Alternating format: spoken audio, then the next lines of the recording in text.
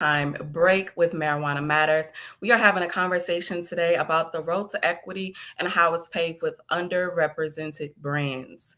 I'm so excited to be before you today. It's been a while since we've been able to have a conversation. So, again, it feels really good to have this virtual space to be in conversation about something that's so important and dear to our hearts. Again, name is Simona Wright James with Marijuana Matters. If you are not familiar with Marijuana Matters, we are a social enterprise that really prides itself on being at the hub of community, industry, and government, right? To really make sure that when it comes to social equity practices and policies, that they are in place, and most importantly, for the benefit of representing underrepresented brands. So today's conversation, it honestly will flow very nicely. One, because it is Black Business Month, right? And we have an opportunity to have this conversation with three different Black brands and businesses that, they're like family to us. We've been, throughout the years in collaboration in so many different ways. So it's really exciting to have this opportunity. Today, our moderator, Otho Smith III, with Tetragram, will be moderating the conversation. And alongside him, in terms of our speakers, we will have Lawan and also Tahir with us. When it comes to this conversation, y'all, when we're talking about the road to social equity, it's really important that I just set some groundwork, so to speak, as to how important this is. Some of you may know that earlier this year we launched the National Social Equity Certification Program, right? INSECT. Now, with INSECT, it's an opportunity for us to have representation, right, across the cannabis ecosystem. Often, when we think of social equity, we think about it in respect to different, to just operational licenses, those who are looking to have a dispensary. But what we know to be true is that across the cannabis ecosystem, there is a need, right? There are gaps when it comes to resources. There are gaps when it comes to opportunities. There are gaps when it comes to professional development.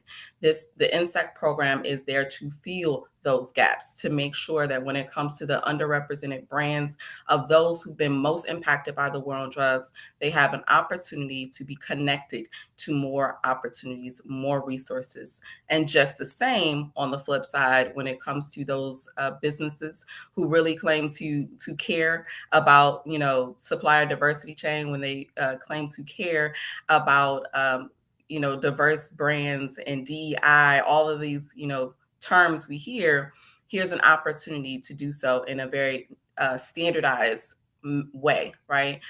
When it comes to the INSECT program. So I wanted to make sure that you all are very much aware of that. I'll put it in the chat as well, the website where you can go to learn about the National Social Equity Certification Program. So if you are committed or concerned or care about social equity across the cannabis ecosystem, definitely we want you to tap in, because we have a lot of great things in store.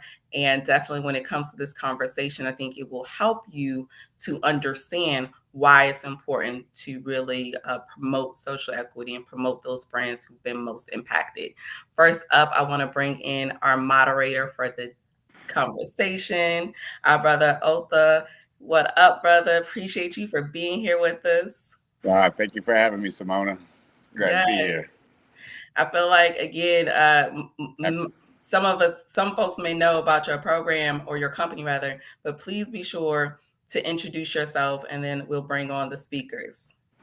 Yeah, 100%. So, again, my name is Otis Smith III. I am the CEO and founder of Tetragram. So, Tetragram is a mobile app that I built really to empower us as consumers of this beautiful plant to document our experiences with it. As we know, there's tons of products out there, several ways cannabis could be consumed. So it's a daunting task for many people to figure out, which consumption method, which terpenes and cannabinoids are going to work best for them.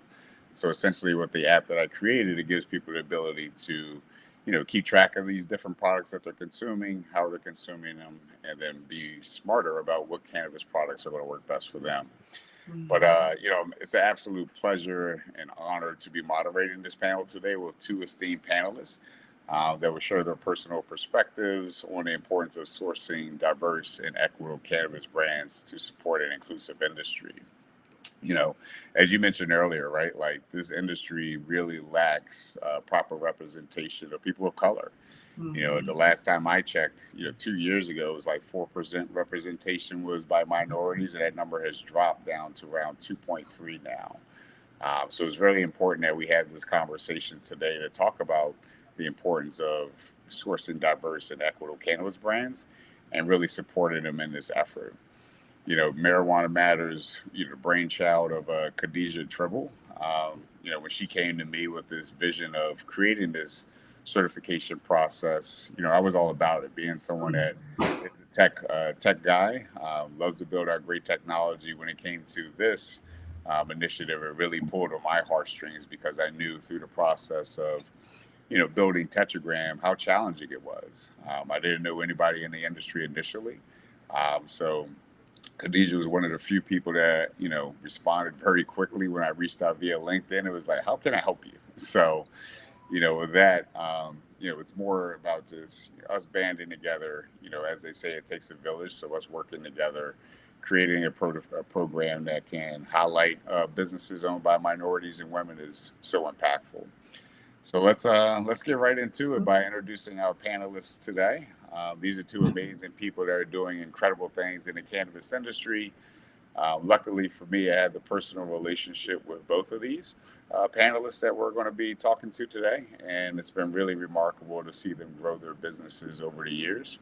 And they're both Maryland natives for us, so that's also cool as well because I'm here from Maryland. So, the first guest that we have is Tahir Johnson, CEO and founder of Simply Pure, a dispensary in Trenton, New Jersey.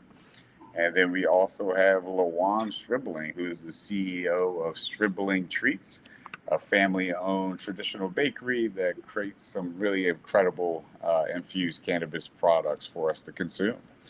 What's going on, fellas and ladies? Yo, yo, what's going on, man? Good to see y'all both. Indeed. Hello, hello. I'm happy to be here. Happy Monday! Happy Monday! So, the topic of discussion for today is to really just highlight, your personal experiences, what you've gone through, the importance of this national social equity program, and therefore, I'll just jump right into it with the first question around, social equity brands and NSEC and the why. So, can each of you share the reason behind your choice to work in the cannabis industry and think of its importance for the foundation in this conversation, that the community know your personal backstories and what got you to this point today? Who wants to go first? Ladies first. Lawan? Yes, excuse me. I'm sorry. We are in the middle of lunchtime right now for my daycare, so I'm having little issues with the little people right now. But so so can Taylor go first, please, so I can get Sure thing. on over my house situated? Yeah, I'll be glad to. Thank you. Yep. So, hello, ladies and gentlemen. My name is Tahir Johnson, founder and CEO of Simply Pure Trenton. I've been working in the cannabis industry full time now since 2019. Prior to working in cannabis, I was in finance, I was in wealth management. And as I started looking at the cannabis industry, I realized that, the lack of like business skills and lack of access to capital was one of the biggest barriers that was keeping minorities out of the industry. So I wanted to use my background in finance to try to help figure out how we could solve that problem. I grew up here in Trenton, New Jersey. I had previous cannabis charges myself. And when I was working on Wall Street, I saw where a company was going public, right? Like selling like for cannabis. And that's when I realized the real need to get involved in the industry. So I ended up working in advocacy, supporting social equity for a number of years. And like I had the opportunity to get my own dispensary, win the license back home in New Jersey. And so now, like I said, it's been really about trying to help others get into the industry from the very beginning for me. But then also from the medical cannabis side, my dad had fibromyalgia and he was like getting all different types of medications. And that was really one of the first things that opened me up to like the medical cannabis industry and like the legal cannabis industry in the first place to even start exploring it like this.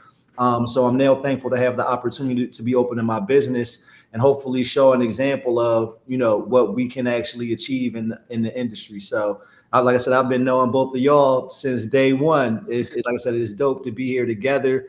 Like I said, this journey from like 2018, 2019 to now and everything I've learned. So I'm always glad and love to share with the community.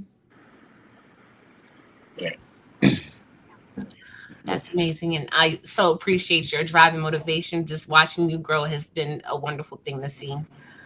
For me, I came back into the industry because I really thought I was able to apply to be a processor when licenses opened up in 2019. And when I came back into cannabis and realizing the medicinal benefits of cannabis and not just using it as a crutch as I was in the past, I felt like I had so much information to share to our community so that they could actually bring healing to the community versus using it as something to be intoxicated with. So I started a brand, which is STRIB'ble District LLC. And I really was described to apply to be a processor at that time. But, excuse a process at a time. But when I realized that I couldn't afford step one, I was like, well, how do I get into this business still and get my name known and out there? So it just was like bootstrapping from that point on. I already had a bakery established, well, growing at that point. And so I figured out how to do a cottage industry business. I didn't really have to have a license to afford for commercial licensing. I could just start as a bakery and do the farmers markets and public events and vending stuff like that. Um, so from there, I just became an advocate, like just being seen in social settings to help end the stigma on cannabis. I use STRIB'ble District to highlight the beauty in cannabis. I say it's melting your mouth, it melts in your mouth treats and melts away your pains too, because I feel like it is medicine. It's an herb. I use it like an herb, and I don't want to use it as something to be intoxicated with. So with this information, I feel like I'm here to share this with our community because we need true healing here in our community. So that's what I'm doing. Yeah, absolutely, and both of you guys touched on something very important, which with two things really. One was, Tahir talked about transferable skills. Lawan, you pretty much talked about how you were utilizing your craft in the kitchen and now bringing that to cannabis. And me being a person who worked in the tech industry and now bringing that to the cannabis industry. It's like that's one of the things that I always share with people. It's like when they want to get into the industry, you can use your existing skill set and find your way in this industry. So that's really great to see. And then the other thing too that you guys touched on is just the healing aspect, right? Like, when I first got into cannabis, I just used it as something recreational to enjoy my time. But through the discovery of being in this industry, to hear using it to see how his father's improved with his health benefits, and you seeing the healing aspects as well, Lawan, has really shown that this industry and this plant is just truly magical. So very cool, very cool. And again, flowers to both of you for everything that you're doing. Could both of you please shed some light on your unique challenges and struggles as being a black entrepreneur in the space? As I mentioned earlier, there's such a few amount of us in here. It's very challenging. So your perspective is crucial in understanding the barriers that exist and how we can navigate around them. So what have been some of the barriers and struggles that both of you experienced as you've been growing your companies? Well, it's been a barrier every step of the way. For one, I had to separate my brand because I was just supposed to be STRIB'ble District LLC. But because I came in as a cottage food business, the health department in Maryland said I can't use bakery items with infusions or herbal infusions. So that's how STRIB'ble Treats became born. But then with that, now I have to pay for licensing and the fees for two businesses now versus just the one. So that's another barrier when you don't have just, the steady income coming in or access to capital, which is huge for our community. We don't have the access to capital, right? So that in itself has been a never ending pivot. I mean, they look at my website, they look at my Instagram page, tell me what I need to take off there because I'm trying to apply for retail licensing just for the bakery goods. And it's just a lot. It's just a lot to deal with. And that's just on that end. That's not even talking about being able to like get into the infusion part for the business in the cannabis business. And it's so funny because I have a farmer's market stand. And everyone thinks that because July when we went rep, that people can come to my market stand and buy edibles from me. I'm like, you can. Like, I wish. Trust me. I wish it was that simple because I'll be like, hey, let's bring it. Can you still Exactly. I'm like, what do you mean I can't? But we were legal. I'm like, you still have to go to the dispensary and you won't find this at the dispensary. So, I don't know what to tell you. But I mean, it's just never ending barriers. And I'm hopeful that programs like Insect will help with me in that, because I don't have the the relationships that most people have when they go to college, and just those things I just don't have right now. So I'm really, really looking forward to what Inset can provide. Yeah, no doubt. Capital is always the biggest hurdle. I mean, I've experienced that myself. What about you, Taylor? Yeah, I mean, it's the same here. Probably the largest one, but I think starting from the beginning, when you look at everything that it goes to, like apply for a dispensary, all the different types of professional expertise that you need, from attorneys to accountants to actual cannabis experts, right? All of those cost money. Real estate, getting local approval. And again, all of those things cost money as well. So on one side, having to navigate and build the local relationships as well as raising capital. Thankfully, in my case, I was able to find investors that supported and believed in my project. But I know for me, right, I think about, like, for me, it's really been a 5-year process, because I've been out probably front and center, probably one of the most visible people in the industry, and had a background in finance. So, being able to build this, took quite a, took a lot of time. It took a lot of work. But I think one of the biggest things that I found is that, in addition to like just getting the cannabis licensing, as hard as that was, man, there's so many other little steps that you have to go through, from like getting a site plan approval to getting permits here in New Jersey. Had to get approval from all different types of outside agencies. And all those things is, I mean, really time and money. Those are the biggest things that you have to make it in this industry. They're also the biggest things that a lot of our people don't have, right? Because if you look at it, like, if you're working a regular day-to-day job, which you probably have to do because you got to sustain this, how much time do you have to commit to the business? And again, capital, right? So thankfully, like I said, for me, I was blessed to have had a full-time career in the industry for the past 5 years as like a leader in the industry. And that helped me to be building and working on this the entire time. But man, I know even for me, it was like the hardest thing that I've ever done, like damn near impossible. So I know how hard it is for everybody else. So yeah, man, time and money are the big, or lack thereof, are the biggest resources that I think that it takes to make it in this. Yeah, and I agree there too. Like, I think we're all in the same boat with that. Like, raising capital is extremely hard. I mean, it was one of the things that I completely underestimated. Just given that we had such great traction with our app in the market when it launched, but it's a challenging task for all of us, because I'm sure all of us have been in those rooms with investors, and unfortunately, a majority of the people sitting across the desk from us don't look like us. So it makes it very challenging for them to kind of see where we are and be in our shoes, because they don't live that life, right? So it's a completely Yeah. different, it's an uphill battle. And then when it comes to licensing and zoning, when you are opening up, a brick and mortar spot, to Here's point, there's so many other people who play an intricate role in making that dream or that vision come to light, and it gets very costly. So, I always tell people that, the best thing that you could do is really expand your network as much as possible with people who believe in you, have the same mindset as you, because, again, it takes a village, and we all need to get there together, and we could complement each other in several ways. Were you going to say something, Lawan? Well, I was just in agreement with you. It's so true. It, Yeah, it, it's I'm just like, whew, y'all, the pivot. You just understand that daily pivot that I have to take, um, being an entrepreneur, because I don't have, let's say, 9 to 5 to support my income. I'm an entrepreneur by trade for 15 years as a daycare provider, but I'm trying to phase that out and move forward with this. And it's difficult. It's very scary because I don't have that steady income to come in now to support me. So I have to make sure I'm out every day busting my tail to make sure I make my quota. Yeah, it just takes so much more than this capital. Networks, just meeting the right folks. It takes a lot. In terms of the next question, so, why is achieving equity often considered elusive and challenging for us in the society? And what makes it valuable in leveraging the playing field for everyone? Any thoughts there? Mhm. Yeah, I think when we look at cannabis specifically, I think when it first started out, people were kind of just talking about free the plant, right? Like legalize it, let's get it legalized.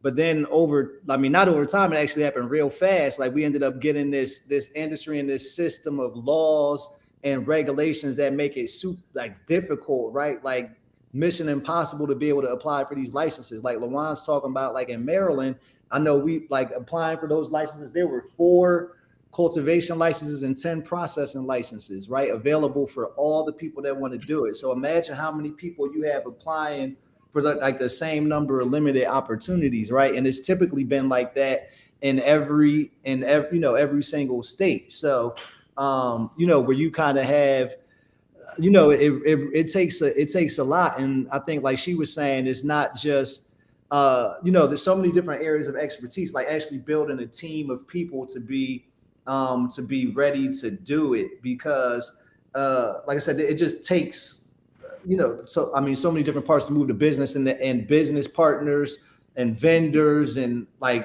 so many different things you have to do to meet the regulations. So it's a lot to go into it, and it's super competitive. Now, social equity, I think part of the reason it's important is, when you look at legalization now, I think they figured out that when you look at these laws, like first of all, cannabis was around in every community before legalization, right? So we have to start there, that there's already been this whole economy of cannabis. People have been feeding their families with cannabis. People have been doing all of this. And now, like, you got people who have been locked up for it, got charges, and had their lives also ruined before it. And now we got a business that's making multi-millions of dollars.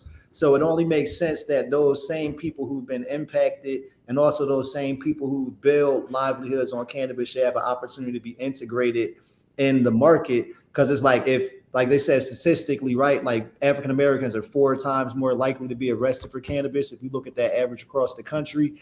Well, now we have a business that made, like, let's say 30 million, whatever, 30, is it billion? I'm sorry, last year. And we own 2% of it, right? So that doesn't, the math right there ain't math. And so it's like, you got to do something about it, right? It's so difficult because, well, for one, from my standpoint, when I'm talking about, well, let's talk about healing from the plant and not using it as something to be intoxicated on. Well, most people don't want to have that conversation with me. Like, they're not here yet. They're like, well, what are you talking about? So for me, it's been hard just to get people to understand the vision in that, like, and to help me grow with that, right? We're here now, but remember, I started this in 2019. So now people are more talking about the healing effects of cannabis versus just being, high all the time. I've been trying to get partners and stuff. I've had some partnerships that didn't go well. People are taking my vision and creating their own brands. It's just a challenge. And this is from people from our own community. So I didn't expect that to happen. I think culturally, we have a trust problem, and we don't want to support each other, like, to grow. It's like, out for myself, but I don't have that. I think that we should all grow together and support each other, come up, because if you look around, that's what other cultures are doing, and they're doing well in that aspect. And I feel like we can do it too, but we have to have that vision. But that, again, that starts with healing you in the community. So. No, yeah, exactly right. That's one of the things I touch on all the time is, the society, the U.S. society has done a great job of creating a crab in the barrel mentality among the Black culture, where we don't necessarily support each other. We see someone who's gotten to an area or position in life, and we're like, instead of going up to them, asking them how they got there and looking for their guidance, we're just hating on them and be like, we don't want them there. We need to replace them. So, it is crucial that as you start to expand your network, you find people who, are of the mindset, like I mentioned earlier, because there are, like, to your point, Lawan, there have been people who, look like me, and I thought, we were going to do some great things together, but it just didn't work out. But, that's where you got to continue to just push forward, because, over time you will meet those right people. And to your point, to here, that's spot on. Like, when it comes to policy, like, every state has tried to include diversity and inclusion, but none of it's really been successful. And, you spending time at the Marijuana Policy Project really sheds light on that, right? Where, I always tell people we need to get more involved on the political scene and actually speak to the lawmakers and so forth, and be more active there than just working with the state regulators, because they're just doing whatever these politicians are passing and making law. It's So I true. think that was a great point to just really harp on the fact that we really need to be more active in our political system. And so we'll be right at the root of the issue so that we can hopefully inflict the right change moving forward. Amen to that, man. And I think that's something that a lot of our people in our community have to learn. Me getting into like cannabis and becoming a lobbyist, it was totally by mistake. Like I had no idea what any of that was, right? Like I attended my first lobby day with MCBA back in 2019. And we were supposed to go talk to the members of Congress office about cannabis. And I'm just looking at the paper and I'm like, yo, if one of my boys is chief of staff or one of these congressmen, should I hit him up? And from there, I learned that it's all about relationships. It's all about understanding the issues.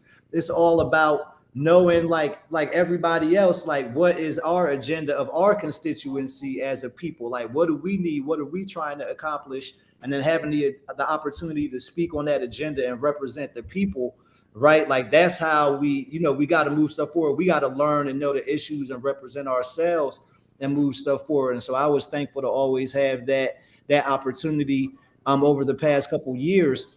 And I think for me, I think like I said, we also need to see real life examples of this success. Like what can we do it so to not preach? Like I was like, I'm gonna try it myself, and hopefully so far it's working out, right? Like I think it's been a long journey, but a lot of failures. But I think it's also that perseverance, right? Like it's not going to be easy. Like anything else, when you get back, you got to dust yourself off, keep planning, and go for it again, right? Like you know what I mean? Like it's been for me personally, it's been like 5 years in the making to get here. So I think that's something, and collaboration and every person you meet, you learn a little bit from, right? So there's always opportunities to teach and learn and and I think be lifting as we climb, because like to your point, like when we get to like I guess whatever, right? Like the goal is for me, like I don't be getting my dispensary is not supposed to stop there. Like how can I help other people get theirs?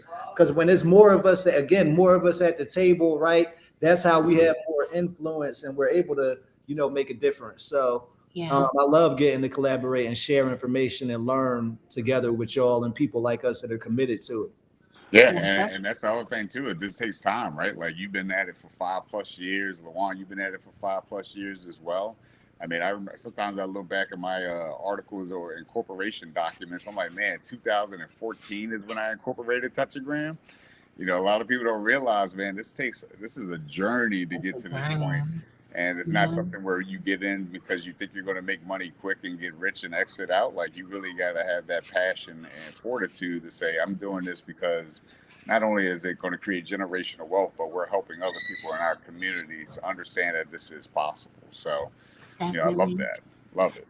I just want to piggyback on what Tahir said, that that really helped me in my advocacy space, because long ago I knew that I wanted to lobby and advocate for weed. I just didn't know how, right? So when I became an adult and I was able to have this access, and I came up with, getting in contact with Locy and Luke from Maryland Normal, and it just helped push my advocacy efforts to understanding that, hey, y'all, we need to really look at what's going on in policy in our local government. So that's when I really got active in my community to help like people understand the importance of voting locally. And I've held some voter registration events. And you learn that like the different municipalities have different laws. So some 16 and 17-year-olds can actually vote for local areas depending on where you live. So just to have this information and teach the community, I feel is so important. And that too will help us in the long run, because then we'll have people in our spaces like Martin Mitchell who have a voice for us. Exactly. And, as we talk about the National Social Equity Certification Program and how, that program was built to help people like us have visibility in the industry by, creating a seal that says, all right, I can apply this seal to Tahir can apply that seal to his dispensary door so that as people walk in, consumers, investors, whoever it may be, they know that this company is owned by a person of color. And the same with you, Lawan, like that seal can be utilized in order to put on your branding because, I mean, when we walk into a dispensary, we have no idea where our money is going when we're making that purchase of the product. So, that's just one insight that I see from the benefit of the National Social Equity Program. But I'm really curious to see what other benefits and how important it is for you guys in becoming certified through the program as well. Well, for me, it's access for sure. I'm an introvert. Cannabis helps me talk to people, but it's hard. It was difficult at the beginning to just come up and talk to people openly. But I feel like this access and just that network of people that they have in their network will help me be more visible. Because again, it's just me doing this on my own. I don't have a team yet, and we're just still at the growth stages to get more known and visible, and also like the support as far as knowing that my brand is official. Like I went through the trademarking and stuff by myself. I did reach out for help, but I didn't get the feedback from that assistance from another program that I had signed up to pay for. And I just want it to be a program that people know what they're doing, right? And they have the information to understand that this is what is going to happen and this is how we're going to help you, versus just I feel like I'm wasting my money, putting money here and there, but I'm not really getting results. Yeah, totally. I mean, there have been so many times when, there's a lot of different organizations out there and it's like, all right, they're asking for money, but like, what are you really getting in return, right? It's kind of like a question mark sometimes. You have to spend a couple dollars for a couple months and then hopefully you're starting to see ROI. But, I totally get your point with NSEC. It's like, no, we're telling you up front what the benefits are, what you can expect to get out of it. What about you, Tahir? Yep. Well, one of the benefits that I saw in it, and I signed up for it immediately as soon as I saw it, is one of the things that I recognized from my previous work is that it's often difficult to identify like who social equity people are, right? Like some states don't have social equity programs at all. And since cannabis is federally illegal, there's not any type of program to identify and certify what those businesses look like. And so I'm a believer of that as cannabis becomes legal and mainstream, if programs want to provide like services specifically for social equity companies in the way, like, for example, the SBA provides services to a business if you're a certified Black owned business, right? If we can identify who these social equity businesses are, then that actually will help us to be able to provide resources specifically for that group of people. So I think having a program that can identify like what that looks like on a state and federal level and provide some consistency, because again, some people have it, some people don't. Like, you know what I mean? I think that helps us to be able to target our resources and our energy towards solving the problem. So I think that, and I think one of the other things is that as we look at it, that can include both plant touching and ancillary businesses, because one of the other things that's important is supplier diversity. So as we can identify like businesses that are true social equity businesses, then we can also use that to identify both plant touching businesses and ancillary businesses that are, true social equity businesses that we can support. Also, I know that a lot of companies, even when you look at the larger companies, right, they have initiatives and programs where they want to support social equity businesses. So this, I think, helps to establish a framework so that they can say, hey, I'm supporting some states, for example, have to give back a certain amount to social equity or so it's like given a real framework to be able to facilitate that. I think that's probably some of the biggest value of it, to be able to have that consistency all across the board. Yeah, 100%. And you bring up a really great point too, because that's something I shared my vision for when Khadijah came to me initially with the program is, getting the state regulators on board with this, right? Like, the state regulators hold all the power in these various markets throughout the country. So let's put the state regulators' feet to the fire too, and be like, here's a certification program. Here are X amount of companies that have gone through this program, submitted their information to show that they're valid. And now we need the state to take that information and push back on the industry and say, a certain percentage, I don't know what that percentage is, 10%, 20% of every dispensary has to carry products or utilize ancillary services that, contain this seal. I think that's a great way that we can help move it forward. And then it also circles back to what we were talking about, which is, being more involved in the political scene, right? Because, our voices need to be heard when we're down at City Hall and, when we're talking to these state regulators at these town hall meetings that they're having. So all great points for sure. Yeah, man. And like I said, I think it's really about this standardization, right? Because if I ask you what does social equity mean, you might get a bunch of different answers, right? Like, so even for example, like you said, from a legislative or regulator standpoint, like the way that like I think of the two states where I've been at in the business the most or tried, the Maryland's definition of in New Jersey's definition of social equity are going to be completely different, right? And Yep. so are the like what the benefits or resources that they provide to both of those. So it's like, how do we standardize that, across the board, right? And I think that this will be helpful with that. Yeah, standardization is a big word in this industry, as we all know. Not only when it comes to social Hey, you equity, know we're talking about it. product labels. I mean, testing. That's a word that holds a lot of weight in this industry for sure. Mhm. It's also important to talk about, the positive impacts of supplier diversity on consumers. When consumers can patronize products that are owned and produced by minorities, what's the impact for the small business? Like, you think about that in any context. Like, LaWanda, Well, you're I need manufacturing all that product. supply diversity right there. It's great at the market because I do get support at the market. I just, need the access to be more visible.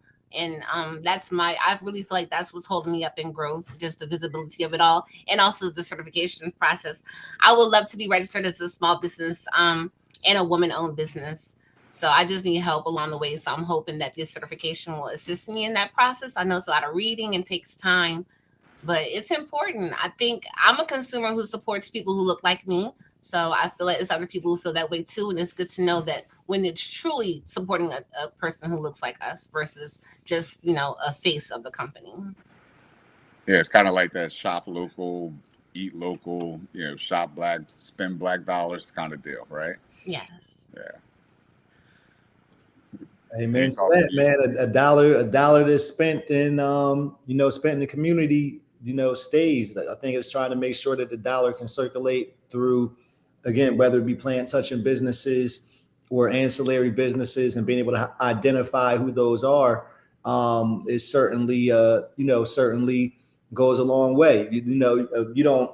A company may marketing or whatever may identify and make you think it's a certain way, but it might not be actually what it is. So having a certification to really identify what's what and who's who, is, again, from a standpoint of consumers that definitely want to support, right? Like, I think there's a big movement of consumers that want to even support social equity, right, or responsible businesses. So that allows us to educate them, and know what it is. So I think there's a lot of even benefits like that, that can come from it. Yeah, and me being someone who is on the ancillary side in technology, like, being able to utilize that seal, show that I'm certified through the INSEC.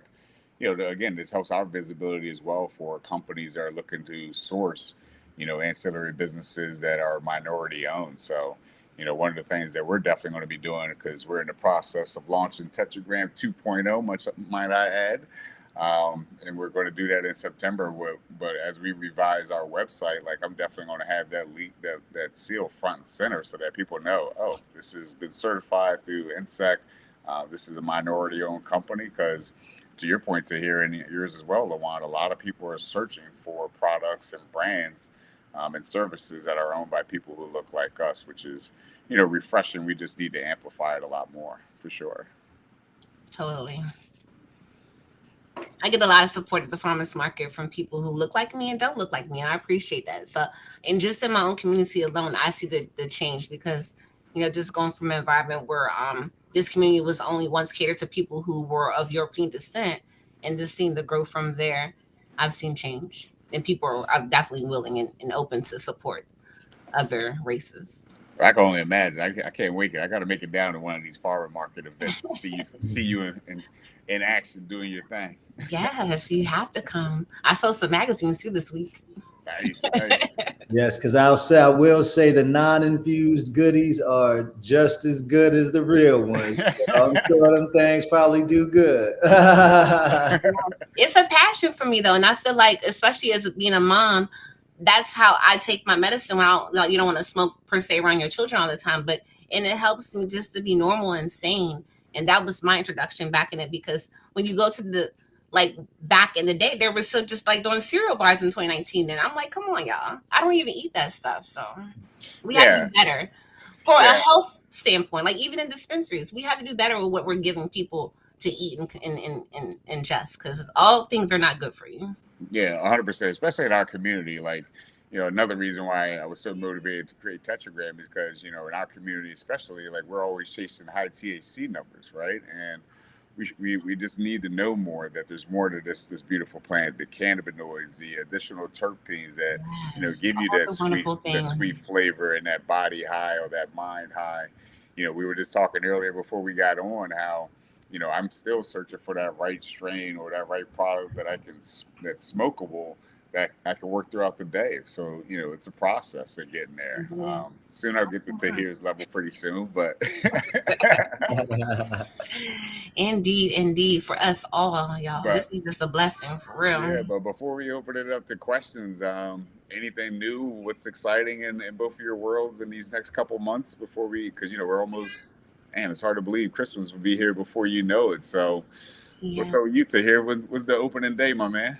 Oh man, so biggest, most exciting thing for me, I got an email from my architect today that my plans are ready to resubmit.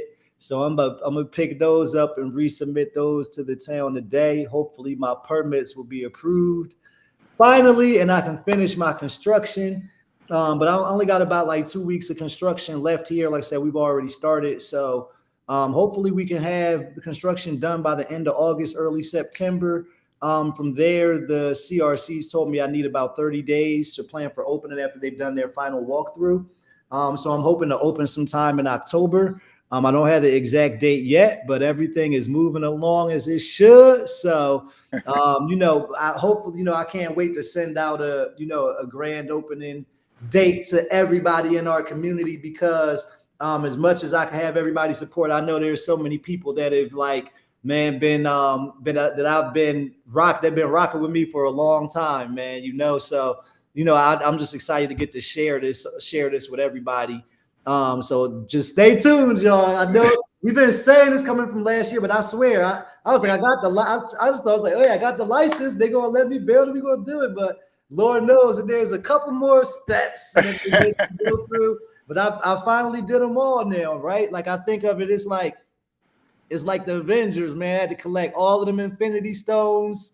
You got to do the whole thing. So I said, finally there, man. But October should be when we're shooting the open finally. Yeah, congrats, brother. Like I said, it's Yes. been a pleasure to watch your journey, man. Super happy, super proud of you. So can't wait for that opening day. Just let me know so I can be there in You full already effect. know, man. We got to launch the Tetragram 2.0 here, man. So Oh, you you know that. Yes, we That's do. what I'm saying. That's What about so you, amazing. Juan? I'm so happy for it to hear. Just from 2019, when I first met you at that College Park meeting that we had for cannabis entrepreneurs, I'm just so amazed and proud of everything you've done. And I'm so thankful for Wanda James too, because she's Yeah. amazing as well. No, like I said, she's a blessing, and even that, right? For me, that's what it's all about. Us as Black folks coming together, cooperative economics. Like, why try to start my own when I'm blessed to have people like that in my network, right? This amazing, like Simply Pure, what it stood for our community. So I'm blessed to be able to have her trust to grow that. And like you said, from 2019 there at College Park to even like Marijuana Matters, like when I was still working in finance before I ever worked in cannabis, I hit Khadijah up and asked her to be her intern at Marijuana Matters. And that was before it was this whole organization that did what it was. And she's like, brother, I'm not quite ready for it. You don't quit your, she's like, don't quit your job, because it's like hard to do it in this issue, but I ain't listened to her and quit anyway. I'm just thankful that we've still even had the opportunity to continue that relationship and see all the great things this organization has been doing to help advance. And like you said, now with this certification and all the work that so many people have been doing, it's a blessing that we could all be here, man. And like I said, the way we're all growing and continuing to share together. So like I said, I know there's folks out there that are probably listening, hoping to learn. So any way I could ever be helpful, let me know. Each one teach one. That's how we all got here. Indeed. Okay, for me, I am taking a huge step, y'all, and I'm closing my daycare after 15 years.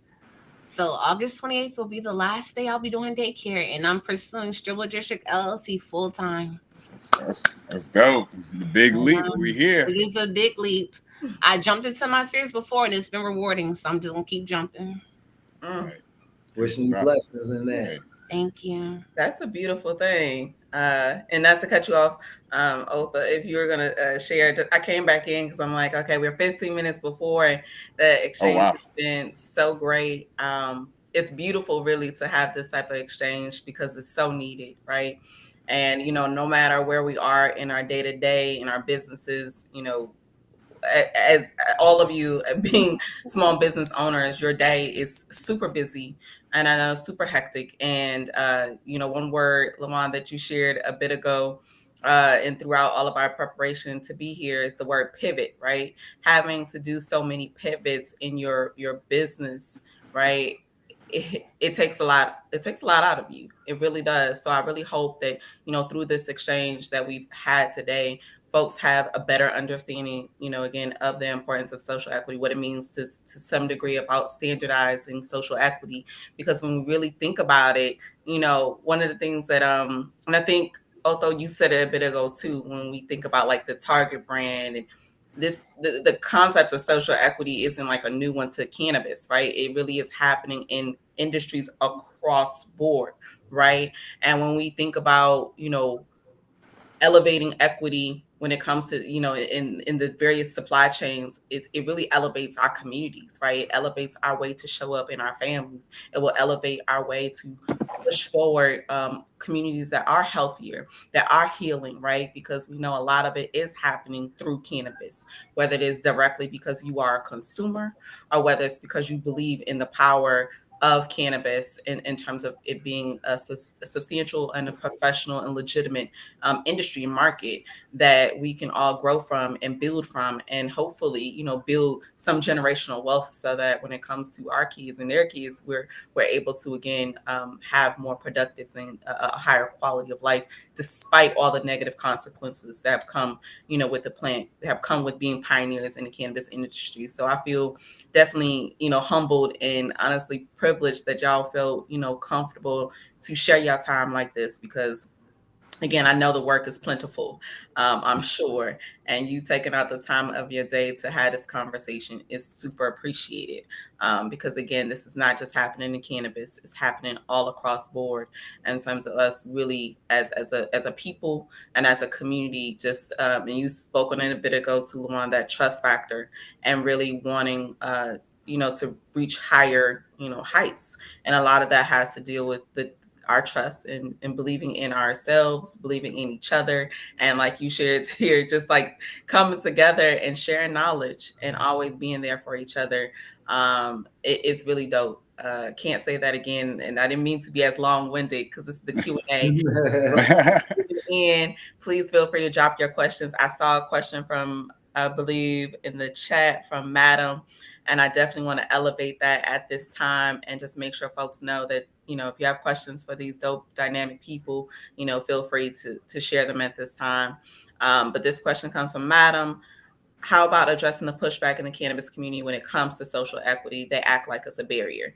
Um, any immediate thoughts from either three of you when it comes to that? Yeah, I can speak on that. So first, I'll say, Lena, what's up? It's been a minute. I haven't seen you in a while, but I know who that is. Uh, but yeah, I think New York is a big example of that, right? Like we just saw an injunction this week against like the card program because people are like saying it's a barrier to other people getting in. I think what, again, at least in my opinion, as we look at cannabis specifically, and we look at cannabis specifically here in the United States, like there's actual factual statistic data about the impact that cannabis prohibition has had on specific communities over, and it's like over the past, what, let's say 50 years, but even if you don't look back that far, right, you can see the arrest rates, you can see who's locked up for it, and you can see who that is and overwhelmingly who it is. So when I look at social equity programs, I know there's a lot of conversations going on around affirmative action, all different types of stuff.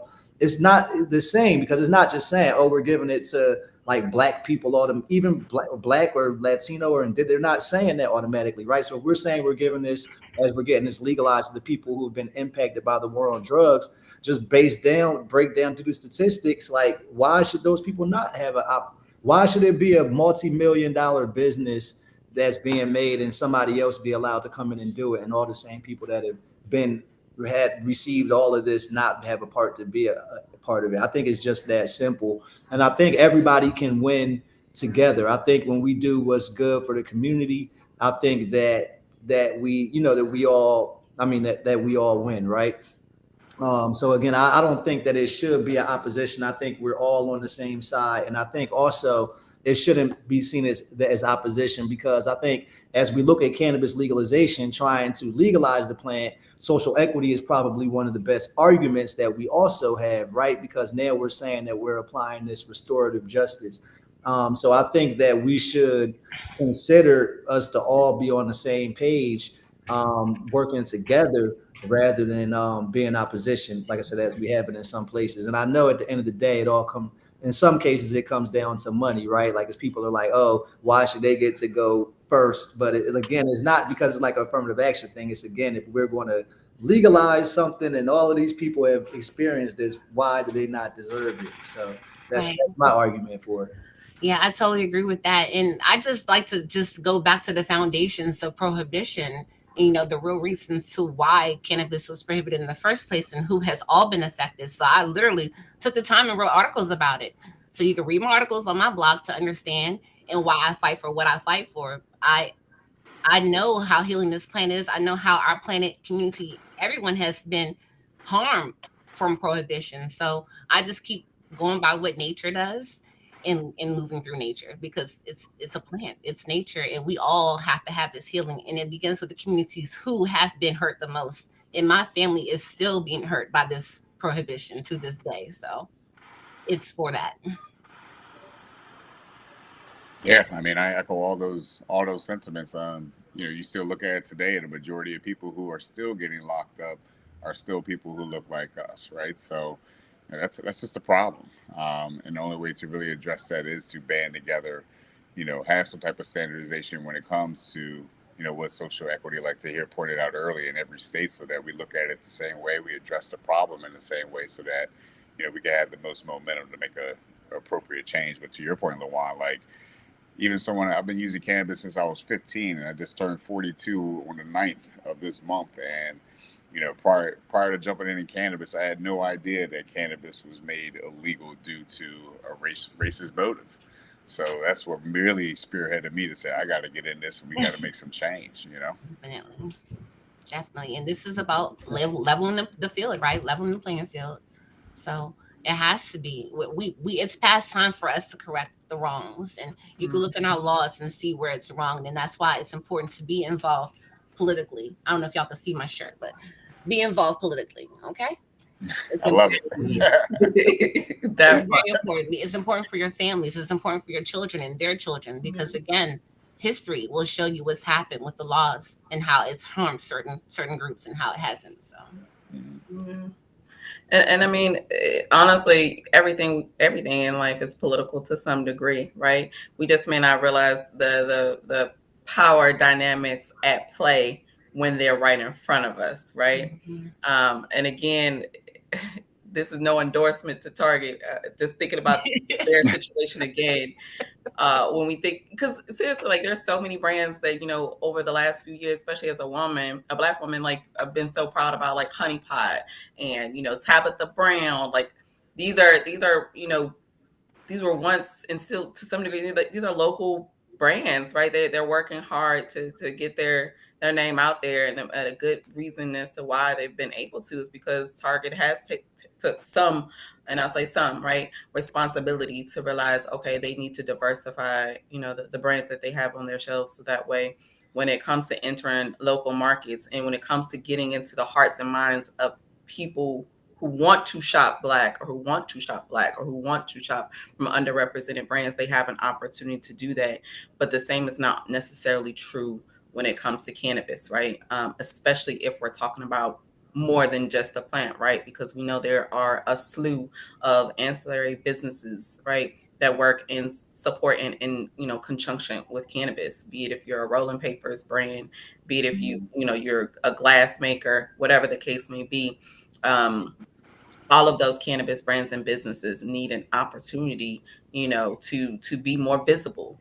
And visibility often costs money, and it Mhm. means that you have an immense network, right? It's not easy to get on the shelves. It's not easy to start your own dispensary. It's not easy to have faith enough. You think you said August 28th. So you gonna always look, that takes strength, and that takes a lot of resourcing, and just really making sure that folks know that you exist, making sure that know that you're on the ground doing the work.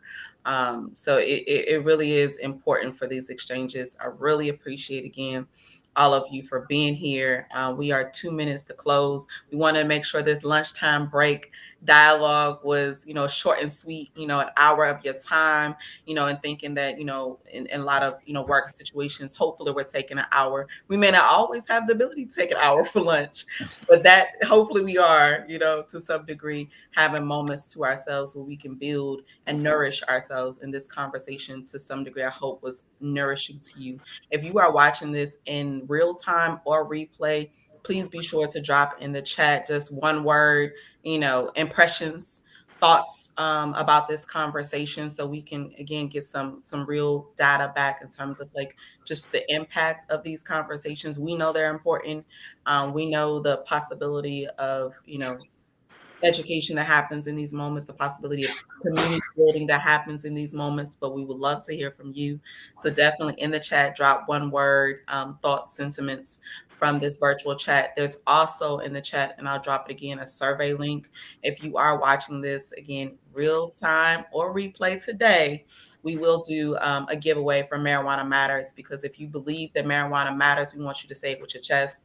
So we'll send you a shirt that reflects just that. So when you're in your community, you can rep it. You can be a conversation piece. You can, be a walking billboard, so to speak. So definitely fill out that survey. And to our beautiful moderator, I want to make sure too that if there's anything going on in your world, please let folks know what that might look like and how they can stay connected with each of you. I don't think you shared your socials, but please be sure to do that at this time. Yeah, thanks again for the time, Simona. It was a pleasure talking to two good friends of mine and seeing their growth, Yes. sharing their perspectives.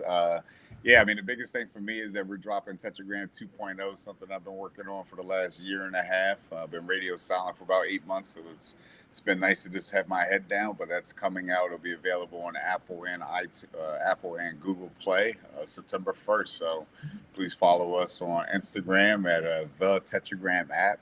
You got to spell it all the way out because, we've been shadow banned. You know how this industry works. So again, the Tetragram app, and then you can always locate me if you want to have more of a direct conversation on LinkedIn, and just first name Othus Smith III. Thank you, brother. I am so appreciative to Othus Smith and Tetragram, because I was like, I wish I had Tetragram around when I knew about it in 2019. But this is what Can Woman Heal is about, like understanding how you can use the medicine for your ailments. And Tetragram does that. Like you can journal right there on the app, all what you need to know, so you can find the strands that work for you, the cultivars that work for you. All right. It's so important because that's how I tell people I cannabis different. And it's because I know the ones that work for me. So I just focus on those when I need to have some medicine. And I think it's very, very important for your wellness journey.